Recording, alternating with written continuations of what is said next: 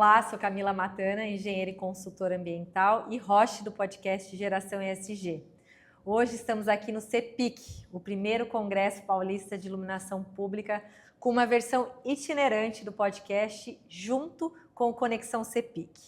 É um prazer hoje entrevistar grandes nomes e referências do setor de iluminação pública. E agora eu quero um pouquinho ouvir o Sérgio. Sérgio, bem-vindo a esse painel. Muito obrigado. Sérgio, conta para nós quem é o Sérgio e quem o Sérgio representa aqui hoje. O Sérgio é engenheiro eletricista, eu já tenho mais ou menos uns 30 anos de formado e fazia de tudo. Engenheiro eletricista, fazia instalações e achava que não sabia nada. Então, tudo que eu via, transformador, vinha um especialista. Iluminação, vinha um especialista. Eu falei, um dia eu vou me especializar em alguma coisa. E aí, mais ou menos há uns 25 anos atrás, estava surgindo no Brasil a proteção contra surtos. Começou a automação, telefonia celular, e começou a necessidade de proteger esses equipamentos contra os efeitos das descargas atmosféricas, né? Aí eu visitei uma empresa que fabricava esse produto, por outros motivos, e vi um catálogo de proteção contra surtos. Aí perguntei, é uma empresa alemã, e aquela coisa do alemão, muito frio, muito objetivo. Eu falei, o que é isso? Ele falou, é mais ou menos assim, resumindo. Isso é uma coisa muito complicada, não é para o seu bico. Aí aquilo me chamou a atenção, falei, é isso que eu quero, alguma coisa nova. E aí eu comecei a trabalhar nessa área. Qual é o objetivo da gente? Proteger os equipamentos elétricos e eletrônicos para que eles não falhem, não queimem, não se danifiquem devido às descargas atmosféricas. Que incrível! Não é uma atividade fim. Então, a gente não ilumina, a gente não movimenta, a gente evita que essas coisas deixem de funcionar, seja temporariamente ou seja permanentemente. Tá? É muito simples. Por exemplo, a gente está gravando esse podcast aqui agora, essa entrevista agora. Ela tem que acontecer agora, não pode acontecer amanhã, não pode acontecer daqui a 3 dias, porque tem todo o entorno aqui, né? Se começar a chover, começar a cair raios, esses equipamentos eletrônicos eles são vulneráveis às descargas atmosféricas. Então, o nosso objetivo não é evitar só que eles se danifiquem, é evitar que eles deixem de funcionar. Porque, muitas vezes, o prejuízo causado pela interrupção é maior do que o custo de repor o equipamento. Entendi. Então, o nosso objetivo é esse. Vamos dizer, entre aspas, a nossa missão é essa. Hoje você coordena a Embrastec. Eu sou um engenheiro eletricista, trabalho na Embrastec, a gente tem uma equipe de vários engenheiros e a gente trabalha muito em equipe. Isso é uma coisa muito legal. Na Embrastec se trabalha muito em equipe, então cada um tem a sua finalidade. Eu e um colega meu que nesse exato momento está em Recife fazendo uma coisa semelhante a essa, a gente tem a responsabilidade de divulgar a empresa e como é uma venda técnica, é um produto técnico, não é um produto que vai emocionar a dona de casa, o chefe de família, o adolescente, o nosso trabalho é explicar como as coisas funcionam, como a proteção deve ser feita, quais são as suas características, como ela deve ser aplicada. Então, a gente tá muito voltado a dar a cara para falar sobre a Embrastec. Mas, por trás da gente, até por uma questão de justiça, tem vários outros engenheiros, tem gente que está agora na fábrica, tem gente que está agora no laboratório, desenvolvendo os nossos produtos. E é um dos objetivos desse podcast, desse momento, é justamente esse, divulgar, dar vozes, mas também dar vazão a cases como esse, que já tem a solução e só precisa conectar as pontas que buscam, porque, como você falou, existe um público específico que te entenderás, que tem a necessidade, mas aonde ele está, né? Então, a gente tem esse objetivo de estar aqui hoje, te ouvindo, dando esse espaço, essa oportunidade. E quando você fala de produzir esses produtos com essa eficiência para esse ponto, eles são produzidos no Brasil? São fabricados em Ribeirão Preto. Olha que legal. A gente tem vários fornecedores, a gente tem fornecedores locais, fornecedores internacionais. A Embrastec ela desenvolve o produto, aí procura as melhores soluções, fabrica os protótipos, a gente tem um laboratório próprio em Ribeirão Preto que ensaia esses produtos. Às vezes esse ensaio é suficiente, às vezes é necessário ensaiar por exemplo, na Unicamp, na USP, em laboratórios que a gente chama de laboratórios credenciados, para que o produto seja homologado e ele possa ser utilizado. Que legal. Legal. E é legal que você falou que já tem uma jornada aí nesse assunto. Como que você vê o Brasil se posicionando assim? Muita coisa mudou? Na área de proteção, muita coisa mudou. Muita coisa mudou.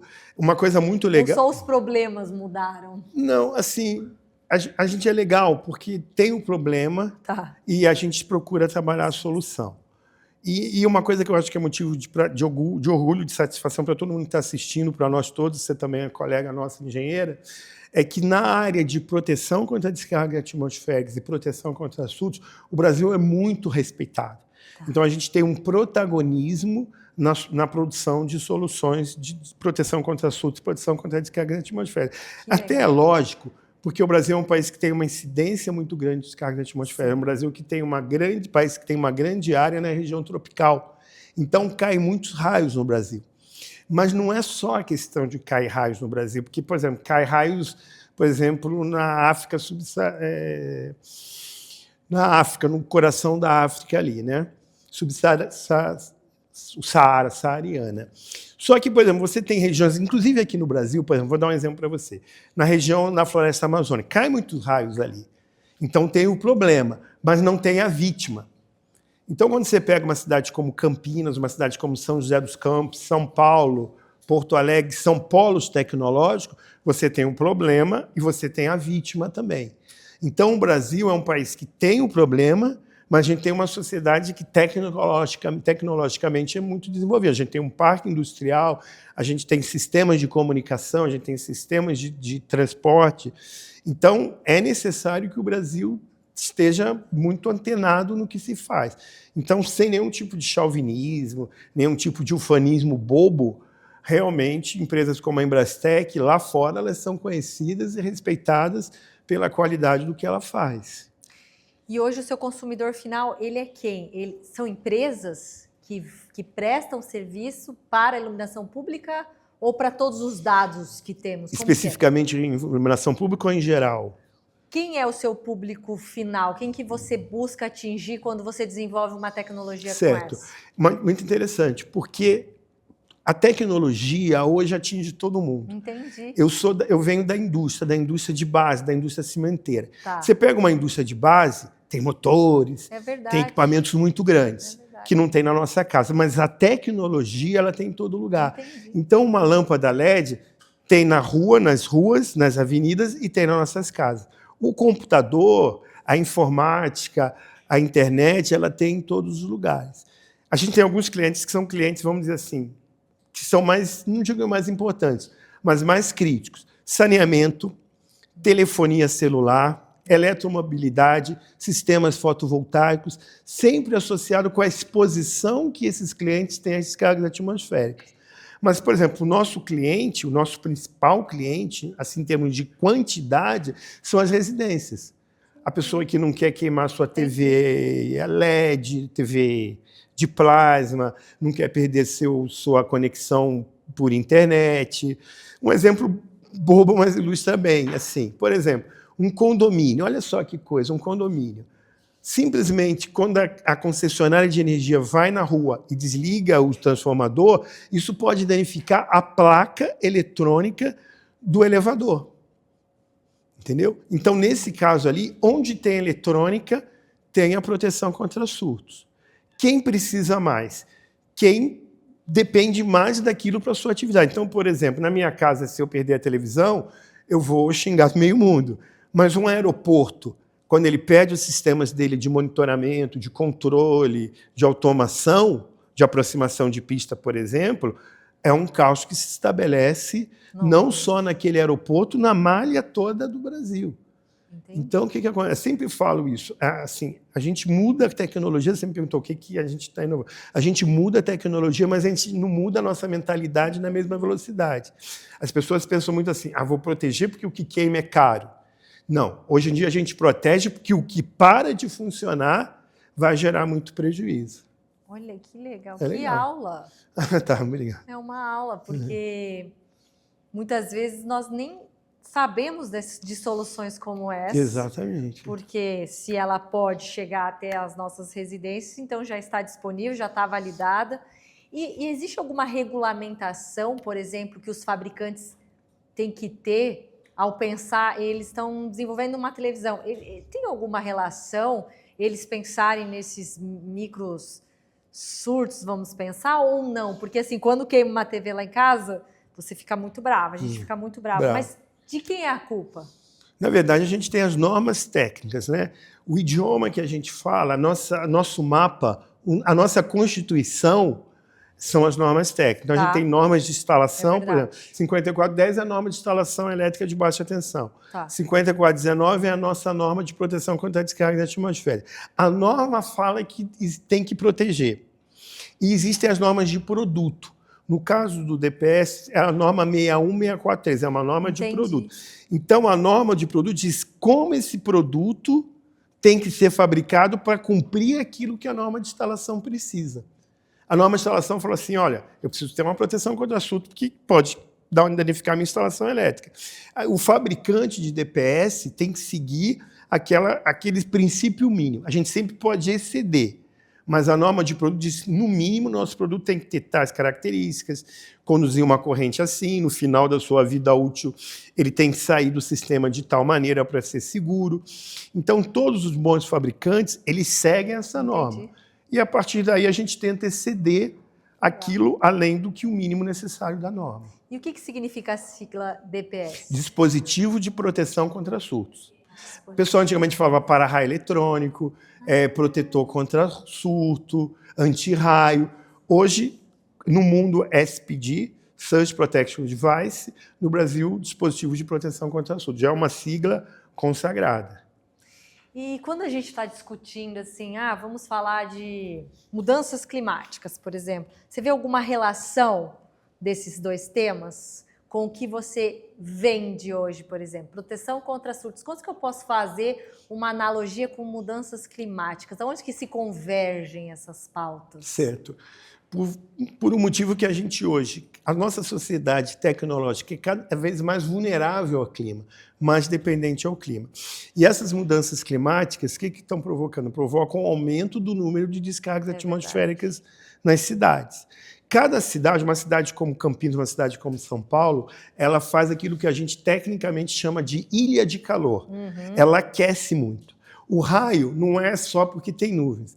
Geralmente, o raio acontece porque durante o dia aquece, evapora, formam aquelas nuvens e no final da tarde essas nuvens se condensam e geram os raios. À medida que você aquece, você evapora mais, você gera maior número de nuvens, você gera mais eventos como descargas atmosféricas. A gente tem uma norma técnica, que é a 5419, que é a edição atual de 2015. A gente vai fazendo uma revisão agora. A gente tem dados consolidados que o número de descargas atmosféricas está aumentando, porque a gente tem um aquecimento. Então, a gente não atua na causa. A causa, o ideal, é a gente fazer a transição energética para controlar o aumento de temperatura no planeta. Esse é legal, esse é resolver o problema. Enquanto a gente não consegue isso, a gente tem que tomar as medidas para evitar que essas descargas atmosféricas, que são consequência dessas mudanças climáticas, danifiquem a nossa sociedade aqui. Legal, então tem tudo a ver. Tudo a ver. Tudo a ver. Tudo Eu a ver. falo, porque alguns companheiros estavam contestando antes qual é a verdadeira base, né, das mudanças climáticas, por que a gente está fazendo essa relação. E eu sempre defenderei, né? Quando a gente firma uma parceria público-privado, uma PPP, como a gente estava falando anteriormente, a gente está falando de um contrato de 30 anos. Se a gente não prevê boas cláusulas agora, nós estamos falando que daqui pelo menos 20 a 30 anos se fará da mesma forma. Exatamente. Então, não é para ontem, não é um achismo, não é só um romantismo falar de sustentabilidade, é uma causa que precisa ser eficaz, eficiente agora. Exatamente. Né? A gente fala muito que os objetivos do desenvolvimento sustentável que a ONU propôs, mas eles nada mais, nada menos são eu falo assim, um argumento a mais. Com eles ou sem eles, nós estamos no mesmo barco. Sem dúvida. E nós precisamos ter bons cases, boas soluções conectadas cada vez mais. Então, eu quero assim, agradecer muito a sua fala, foi uma verdadeira aula aqui. Vou deixar na descrição do episódio o contato da empresa de vocês. E para finalizar, eu queria que você falasse assim, como que você vê, para onde que a gente está indo como Brasil? As coisas melhoraram de quando você começou lá atrás? Eu acho que melhoraram sim, porque a gente tem aí nosso mérito da onde a gente está, que é a engenharia e a tecnologia. A tecnologia ela avança.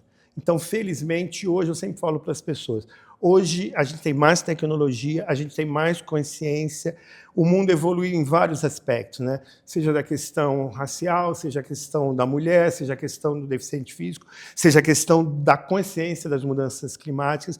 Talvez não esteja onde a gente gostaria de estar, na velocidade, né? Mas a gente não pode jogar a água do banho com a criança dentro. A gente não pode desvalorizar o que a gente conseguiu, porque senão isso desmotiva quem vem a seguir.